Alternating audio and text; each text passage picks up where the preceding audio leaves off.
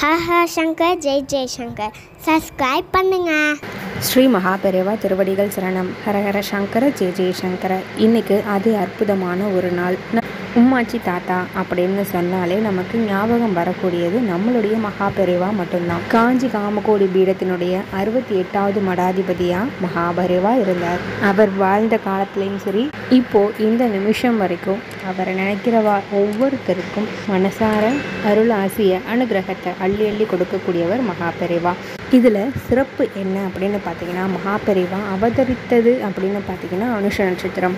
அதே மாதிரி மகாபெரிவா முக்தி அடைந்த நாள் அப்படின்னு பார்த்தீங்கன்னாலும் அனுஷ நட்சத்திரம். இந்த சிறப்பு எத்தனை பேருக்கு கிடைக்கும்? இந்த மார்கழி மாதம் அனுஷ நட்சத்திரம், அதாவது ஜனவரி 8ஆம் தேதி 2024ஆம் வருடம் மகாபெரிவா முக்தி அடைந்த தினம். இது நமக்கெல்லாம் மிகப்பெரிய இழப்பாக இருந்தாலும் அவருடைய அருள் ஆசி, அவருடைய அனுகிரகம் அப்படின்றது இந்த உலகத்தில் இருக்க எல்லா ஜீவராசிகள் மேலேயும் பட்டுட்டு தான் இருக்குது அப்படின்ற நம்பிக்கையோட நான் இந்த சொல்லக்கூடிய ஒரு விஷயத்த இன்றைக்கி நீங்கள் பண்ணி பாருங்கள். நிச்சயமாக உங்களுக்கு நல்லதே நடக்கும். என்ன அப்படின்னு பார்த்தீங்கன்னா, இன்றைக்கி இரவு தூங்க போகிறதுக்கு முன்னாடி நீங்கள் மகாபெரிவா திருவடிகளே சரணம் அப்படின்னு நம்ம ஒவ்வொரு தடவையும் சொல்லிக்கிட்டே இருக்கோம்.